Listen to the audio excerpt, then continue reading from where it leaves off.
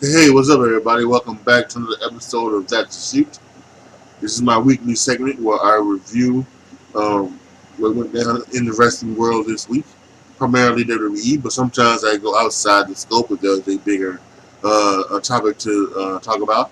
We're going to talk about Raw, talk about SmackDown, and then I'm going to put over and bury something. What that means is that I'm going to put over something that was awesome, and I'm going to bury something that was not awesome. So let's go and let's get right into it with Monday Night Raw.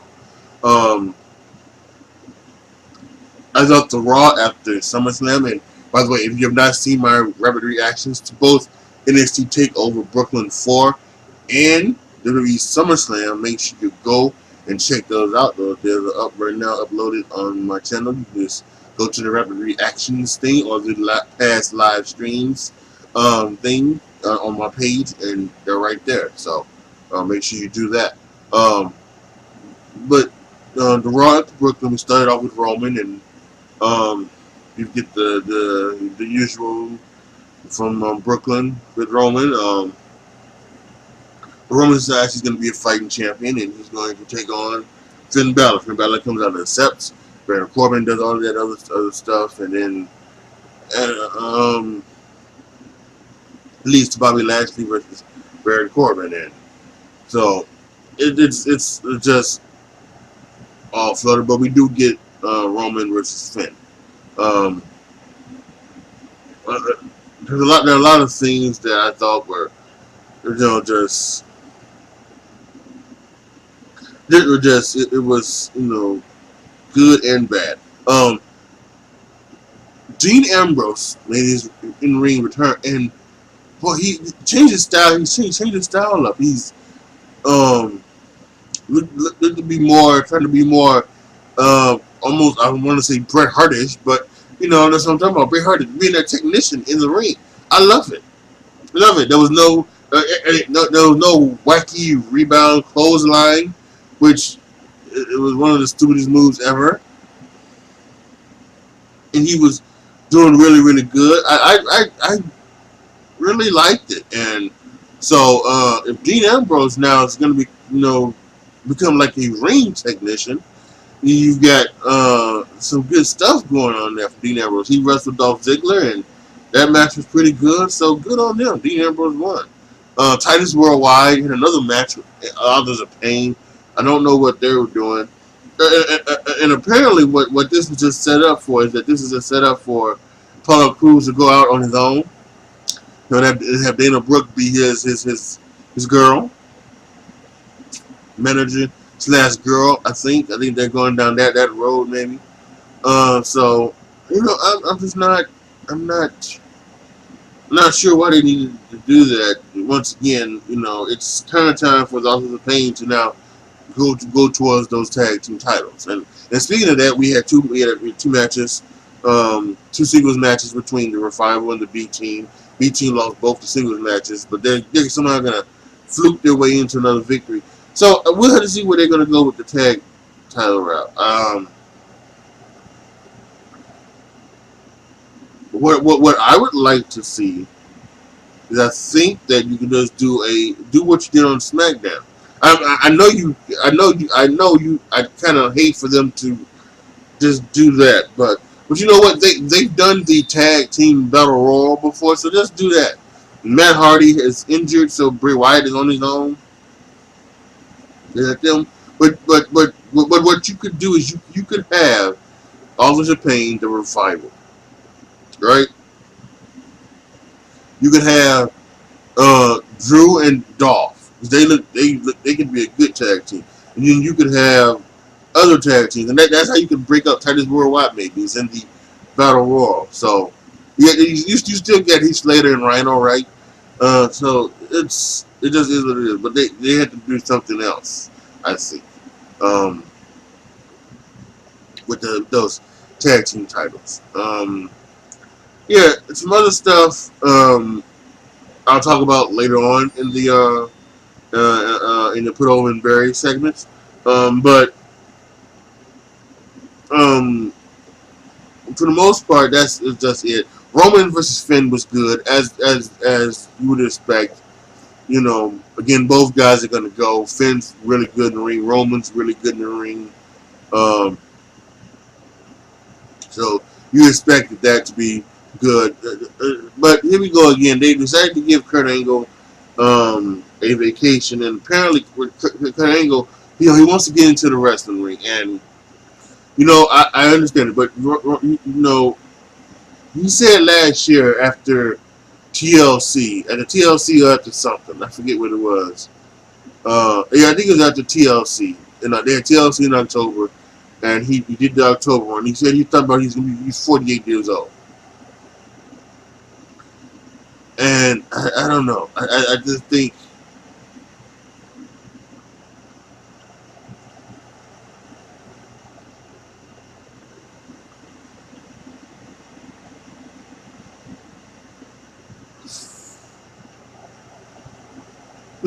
If he wanted to have one last match, that's something for me. I would be okay with, and then you could somehow, be like that. But the fact that if he wants to try to get back into the ring full time, or halftime or whatever, I'm just not sure. I think at some point we have, and that's another thing. The Triple H promo. That's one thing I didn't take a note on, but. Yeah, but Triple H had a great promo when he talked about the end of an era match at WrestleMania 28 between him and Undertaker inside Hell in a Cell and and the Heartbreak Kid. But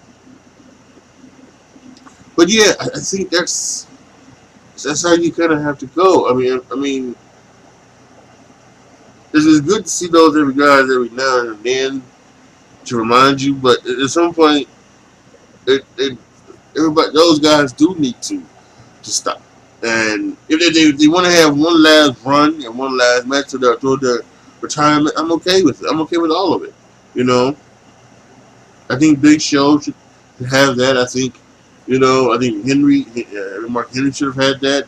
Because Jericho, you know, he should have that. He's right now doing this stuff in New Japan. His new stuff is New Japan. So, but it was just, I just hate to see another heel authority figure. That's for me. That's the thing, because it's just the heel authority figure is just it's so fucking played out. It so is, and I'm just it really just needs to go. It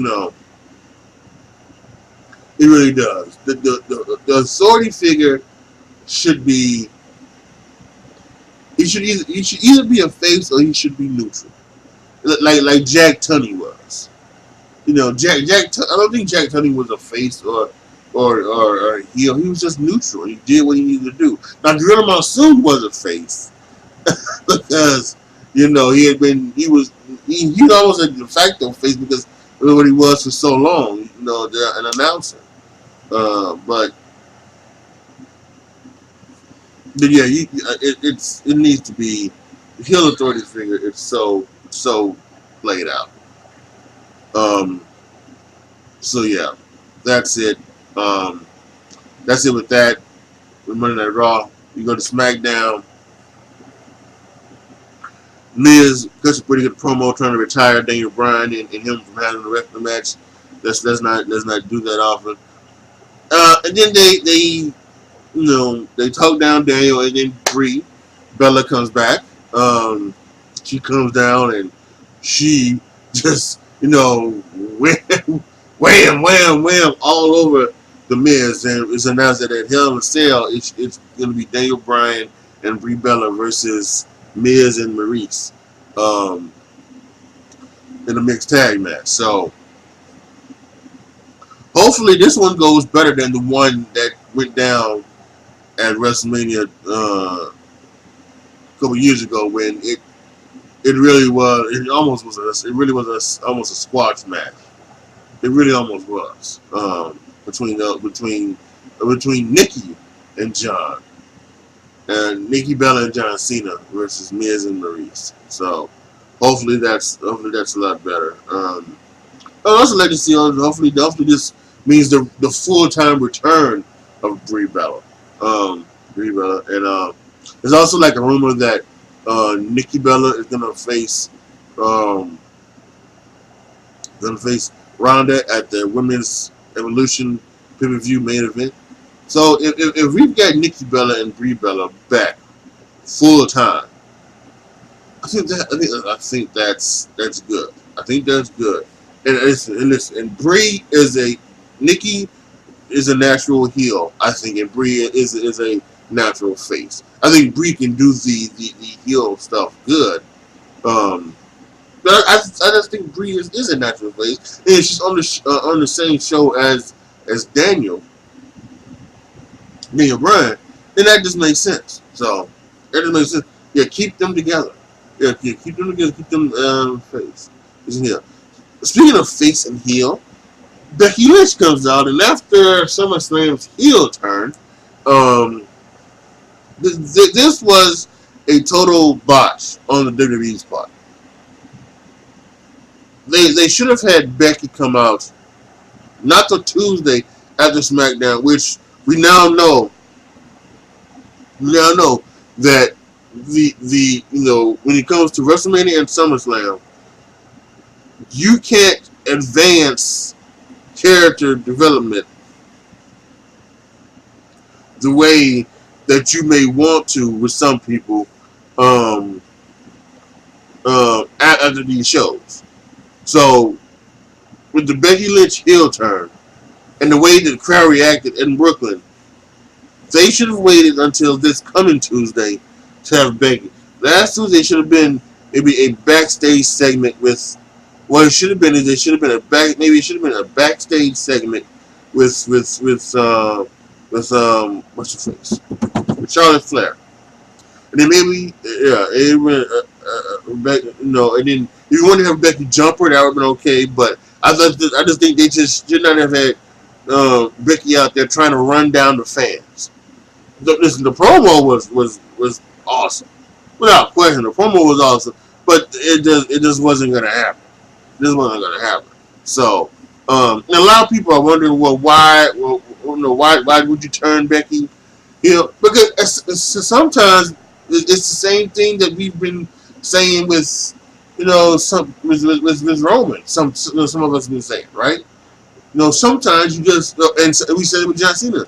Sometimes you just the heel turn just changes your character a little bit. Just makes your it does something to your character, and I think that's what it was with Becky. She needed a change in her character, and she got it. So good for her. And so I'm hoping that this works, and they had a big brawl between her and Charlotte, and so this I would like to see this go a long time. I would like to see this go towards the TLC match. The TLC is in December now, so I'd like to see Becky and Charlotte go out. And what I'd like to see them do is I'd like to see them, they got this sale pay-per-view coming up. Let's do that. Let's maybe let's have a match there. Then we're gonna have the women's pay-per-view. Maybe we should have a match there. Do with them what they did with Shinsuke and AJ. Where maybe you can't have, or what you can even do is you can have that at Hell in a Cell where Becky and Charlotte have a match where there's no finish. And then maybe what you can do is you can have maybe a double count out, right? And then the women's pay-per-view, you can have it where Becky and Charlotte wrestle. Charlotte would win, right? And then of course, there's been this talk about the 4 horsewomen versus of NXT versus the 4 horsewomen of MMA wrestle at Survivor Series. So let's say you do that, okay? So then have Becky and Charlotte be the last 2, right? And maybe against Ronda Rousey. Ronda Rousey, the only one standing on her side, and maybe there's a miscommunication. Becky goes down. She has to tap to Ronda, and then Becky so upset that she goes, he just destroys Charlotte, throws in Charlotte, Ronda pins her, and then that leads to TLC, where Becky finally gets her title. That might be something I could like to see. So think about it. Randy Orton versus Jeff Hardy. They had a match. There was the disqualification. I think Hardy went low on Randy Orton, but the brawl afterwards was incredible. So I'm not sure. Again, there's been talk about Jeff Hardy having a bad back, but he's been working through it. So you know, I'm not sure. These injuries with the Hardys are starting to catch up with them both, and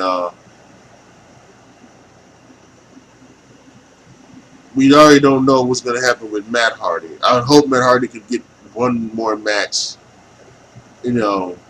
out. Hopefully with him and Jeff together. But we'll have to see about that. And I think Jeff may be running down that road as well. So enjoy them while you can, folks, because who knows how long we're going to be able to watch them in the ring. Great promo from Shinsuke Nakamura about the United States of Nakamerica. I loved it. I thought it was funny, and I think, once again,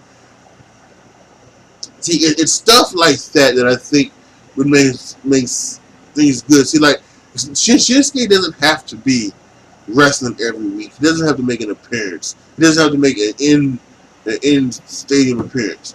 But if you just give us, maybe a week, every other week, like some of them promo like that, it would be fine. I would be totally okay with that. So, we also had New Day versus Bludgeon Brothers after the DQ finish in SummerSlam. We had this being a no disqualification match.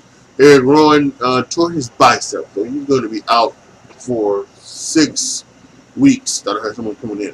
Oh, you're ready to say what? I don't want you to be coming in. But he's going to be out for 6 weeks. Well, 6 months actually with a torn bicep, so that's unfortunate. So they put the titles on the New Day, and just like Raw, SmackDown. Well, actually, when I think about it, Raw's tag division isn't really that exciting. You've got one, especially now with Matt Hardy and Bray Wyatt broken up. You really have just one kind of face team with the B team, but you got the Authors of Pain. You got this, and the Titus Worldwide is nowhere to be found, and Slater and Rhino aren't there yet either. So. But over on SmackDown, you've got so much. You've got Sanity, you've got the Bar, you've got the Good Brothers, the Club, Gallows and Anderson. You got some other ones too that I think crossing my mind right now. I think the Colognes are still working, there. So you've got some talent that you can that you can work with. So, yeah, it's just, I think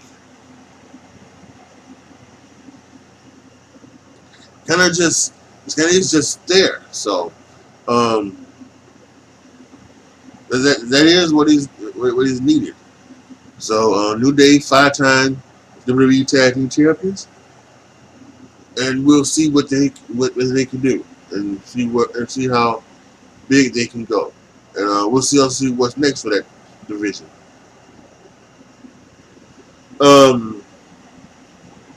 Again, outside of it, not too much thing. I enjoyed like one of the rumors that were going around. One of the things that came out from Chris Jericho's podcast, that him being the IWGP champion, Intercontinental champion in New Japan, he had pitched title. He had pitched it.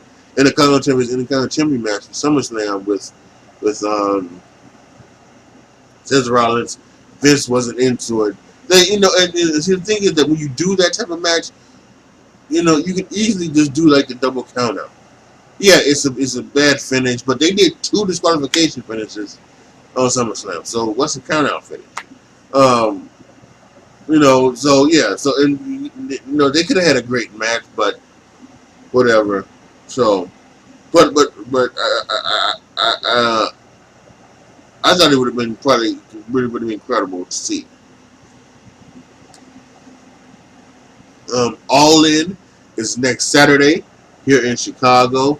They've got their television schedule lined up and everything like that. It's gonna be good. I found the tweet about Stephen Amell.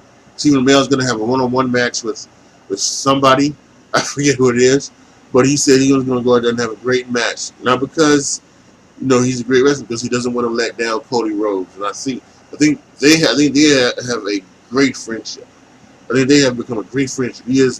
Cody has done several spots on Arrow, and so I think Cody is become a new friend with Stephen Amell, and so I can't wait. I can't wait to hear about that. I'm not gonna watch it. I can't wait to hear about it.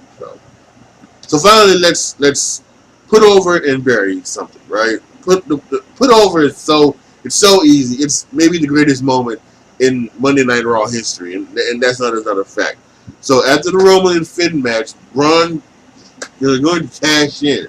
He kicks Roman down, gives him the JoJo even announces Braun Strowman is deciding to cash in his Money in the Bank contest, and before the referee can ring the bell, here we go.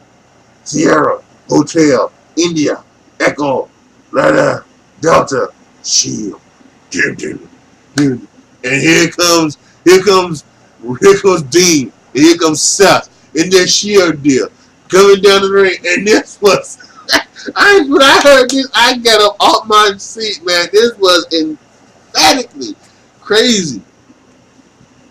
And then they beat him down, of course.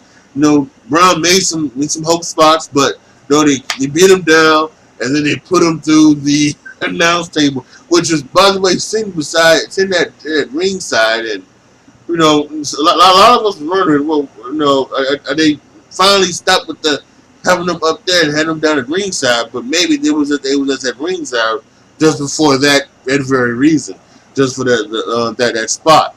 So the Shield is back. Some people are wondering whether they are heels or they are faces or anything like that.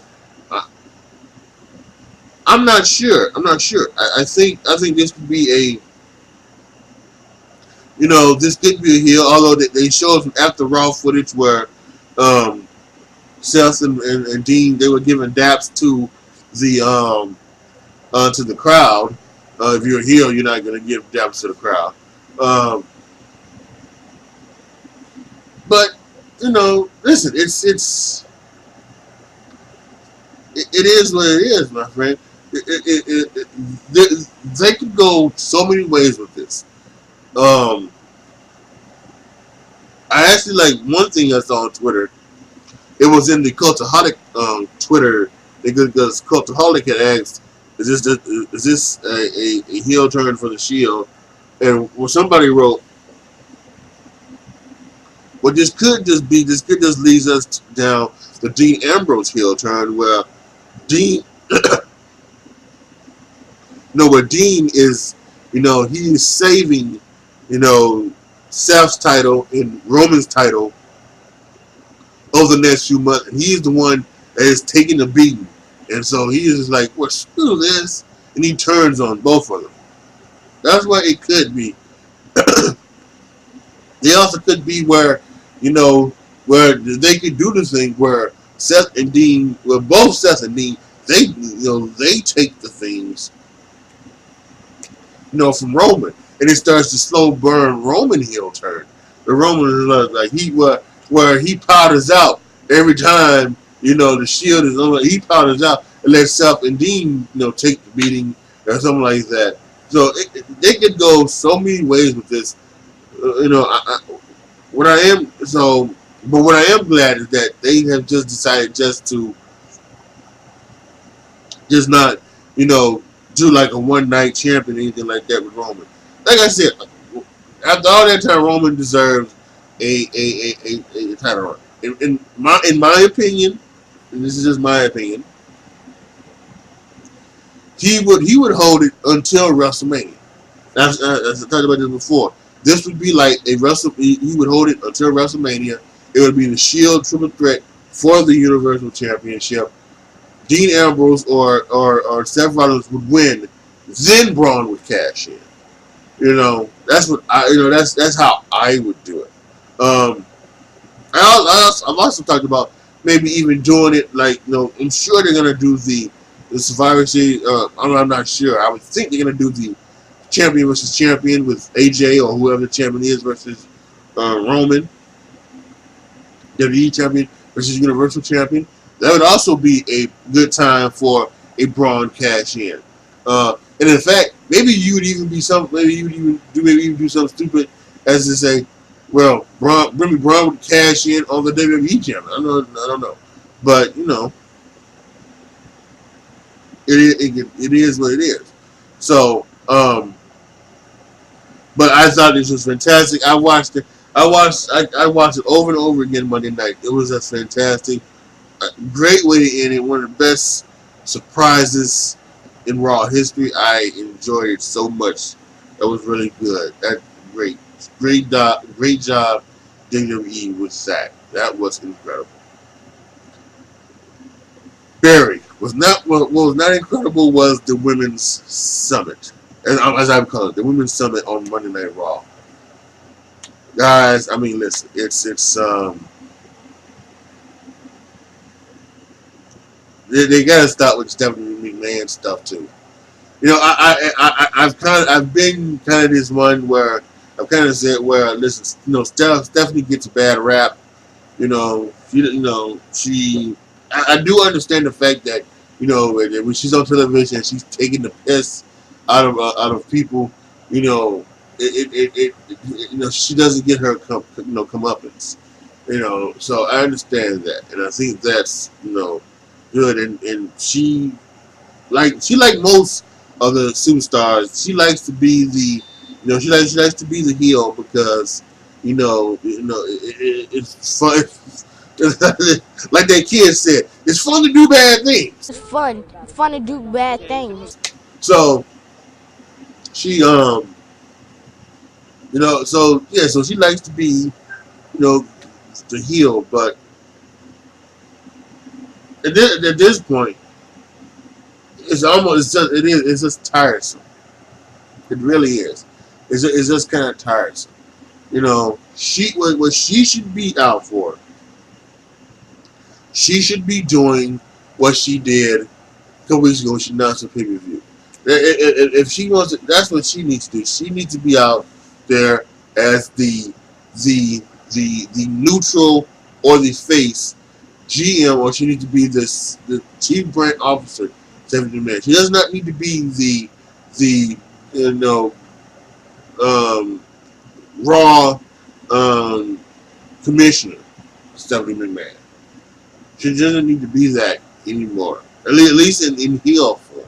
And she doesn't need to be trying to do what she was doing, last night. So, last Monday, I should say. Excuse me. So, yeah, that segment was just. It was.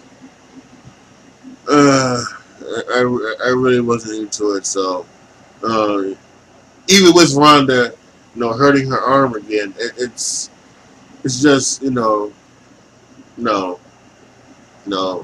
please no.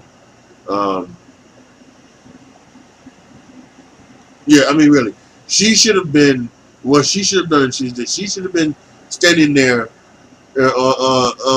the pay per view, saying and once again, thanking the WWE Universe for this thing, and then we don't see her, and so whatever.